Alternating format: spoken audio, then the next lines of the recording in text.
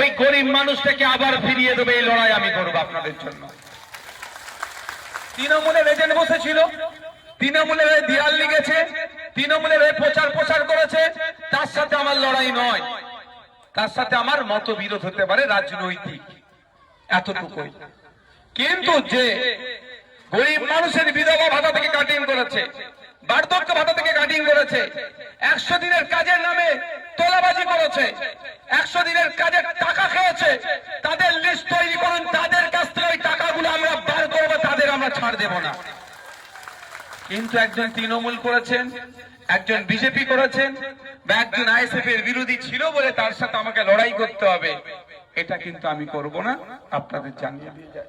ধন্যবাদ জানাবো ভাঙড়ের মানুষদেরকে যে আপনারা আপনাদের মূল্যবান ভোট আমার পক্ষে দিয়েছিলেন বলে আজকে ভাঙড়ের সুদিন ফিরেছে কি ফেরেনি? বলুন, আপনারা ফিরেছেন কি ফিরেননি? এই সুদিন ফিরেছি বলে অনেকের আবার বুকে ব্যথা করছে কথা বলেছি বলে, কিন্তু তারপরের কথাটা শোনেনি, শোনাচ্ছে না। আমি মিটিং থেকে হয় ঢোকার সময় না, মিটিং থেকে বাড়াবার সময় কথা বললাম, অনেক কষ্ট করে সুদিন ফিরেছে কেউ না আবার এটাকে অন্যায় করে বা এই ধরনের কথা বলেছিলাম, সঠিক মনে পড়ছে না, মানে কেউ দুর্নীতি না করে এই সুদিনটাকে না আবার ঘুচিয়ে দেয়, অর্থাৎ কাউকে অন্যায় করতে আমি বারণ করেছিলাম। ভাঙড়ে এসে ভাঙড়ের মানুষের জন্য বলেছি, এখনো যারা ভাবছে তৃণমূল ফিরে আসবে, তৃণমূল ওদেরকে উদ্ধার করবে, তারা এই ভিডিওটাকে কাটিং করে আমার নামে বদনাম ছড়াচ্ছে। তৃণমূলে আসবে কি আসবে না, ফলতা নির্বাচন থেকে বুঝতে হবে। আমি বলেছিলাম না 4-5 নম্বরে থাকবে, নোটার সাথে লড়াই করবে, সেটাও পেত না। কেন যতটুকু পেয়েছে এটাও পেত না, কেন পেয়েছে সময় আসলে আমি বলবো। তারা এটাকে মিথ্যাচার করে আমার নামে বদনাম করার চেষ্টা করছে, আমি এগুলোকে পাত্তা দিই না। কিন্তু ভাঙড়ের মানুষের কাছে একটু খোলাসা করা দরকার। ভাঙড়ের মানুষদের বলবো, শান্তির সাথে থাকবেন, আপনি আপনার অধিকার নিয়ে থাকবেন। কে তৃণমূল, কে বিজেপি, কে কংগ্রেস, কে সিপিএম, কে আইএসএফ বিরোধী, কে আইএসএফ, ওটা দিয়ে বিচার হবে না। আপনার অধিকার নিয়ে আপনি থাকবেন। আপনার অধিকারে যদি কেউ হস্তক্ষেপ করে, সেই যদি আইএসএফ এরও ছেলে হয়, আমি আপনাদের কথা দিয়ে যাচ্ছি, আমার সাথে আপনারা যোগাযোগ করবেন, তার বিরুদ্ধে ব্যবস্থা নিতে আমি একটু কুণ্ঠরোধ করব না।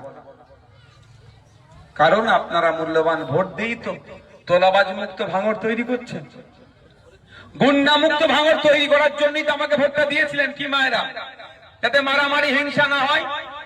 এই তো আমার এখানে এই দোকান, এই মোড়টাতে, নামটা ভুলে যাচ্ছি, মাথায় মেরে মাথাটা নষ্ট করে দিল, হ্যাঁ, হাকিম বাবু, তা আমরা ভুলে যাচ্ছি কি? উনি মারা গেছেন তো কদিন আগে, তা আমরা ভুলে যাচ্ছি না। তার বিরুদ্ধে কি ভোটটা হয়েছে তো হিংসা না হয়? তাহলে আপনারা ভোট দিয়ে ওই নটোরিয়াস ক্রিমিনালটাকে ভাঙড় থেকে তাড়িয়েছে, সাথে সাথে যত গুন্ডা মস্তান ক্রিমিনাল আছে ভাঙড় থেকে তারা ভয়ে ভাঙড় ছাড়া হয়েছে। তা আপনাদের ভোটের জন্যই তো হয়েছে।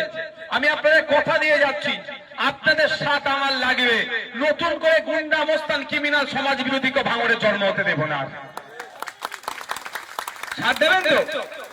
নতুন করে তোলাবাজকে জন্ম হতে দেব না ভাঙড়ে।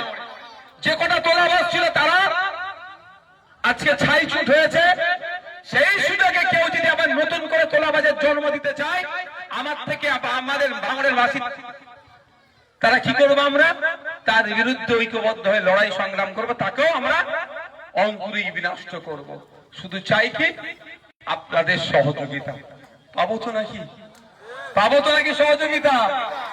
সহযোগিতা আপনাদের লাগবে, কারণ অনেক হয়েছে, অনেক হিংসা ভাঙড়কে জ্বালানো হয়েছে, অনেক খুন হয়েছে, অনেক মারধর হয়েছে, অনেক মায়ের কোল খালি হয়েছে, অনেক পিতা তার সন্তানকে হারিয়েছে, অনেক সন্তান তার পিতাকে হারিয়েছে, অনেক মা তার স্বামীকে হারিয়েছে। আর নয়, হিংসা এবার বন্ধ হবে। আমরা ভাঙড়ের মানুষ খেটে খাই, আমরা পরে নিয়ে আমাদের চলে না। সকালবেলা উঠে কেউ লেদার কমপ্লেক্সে কাজে যায়, কেউ মাঠে কাজে যায়, বিভিন্ন জেলার কাজ কর্মস্থলে যায়, কর্ম করে আমাদের সংসার চলে ভাঙড়ের মানুষের। পরে মেরে কুটে আমাদের সংসার চলে না। গুটি কয়েক যারা পড়ে নিয়ে সংসার চালাতো, আজকে ভাঙড় থেকে তারা সাইড হয়ে গেছে। নতুন করে এরকম লোকের আজ জন্ম দেব না। তাই লক্ষ্য আপনাদের রাখতে হবে। শুধু নওশাদ সিদ্দিকী একা লক্ষ্য রাখলে হবে না, আপনাদেরও লক্ষ্য রাখতে হবে যে ভাইজানের সাথে যারা উঠা বসা করছে, ভাইজানের আদর্শ নিয়ে, পার্টির আদর্শ নিয়ে চলছে কি চলছে না, আপনাদেরকে সেটা লক্ষ্য রাখতে হবে। যদি মনে করেন ভাইজানের সাথে আছে, ভাইজান বড় ভাইজানের আদর্শের বাইরে যাচ্ছে, ভাইজান এসে বলে গেল কোন তোলাবাজের আর নতুন করে ঠাঁই হবে না, ভাইজানের পার্টির সিম্বল নিয়ে নতুন করে তোলাবাজি করছে, আমি আপনাদের বলে যাচ্ছি নির্দ্বিধায় আপনাদের বিধায়কের সাথে যোগাযোগ করবেন। যার যদি পালক গজায় তার পালকটাকে আমরা কেটে দেব।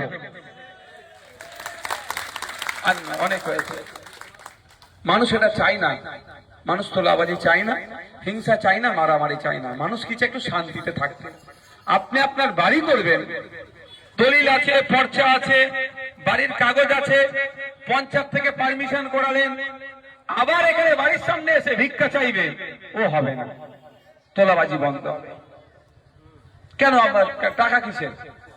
500 টাকা ইনকাম করতে গেলে জিপ বেরিয়ে যাবে, 5000 টাকা তুমি দিতে হবে না, বাড়ি করতে দেবে না।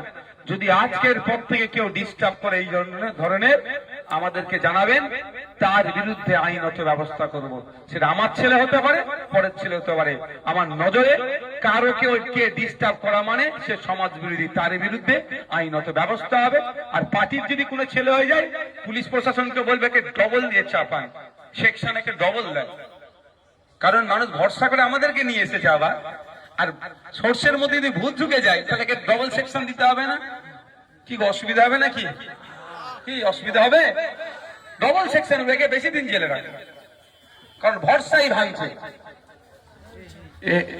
ভরসা করে নিয়ে এসেছেন তো নাকি মায়েরা? আর যদি ভরসা ভাঙে তাহলে ডবল অপরাধ করছে, ডবল সেকশন বেশি দিন জেলে রাখে।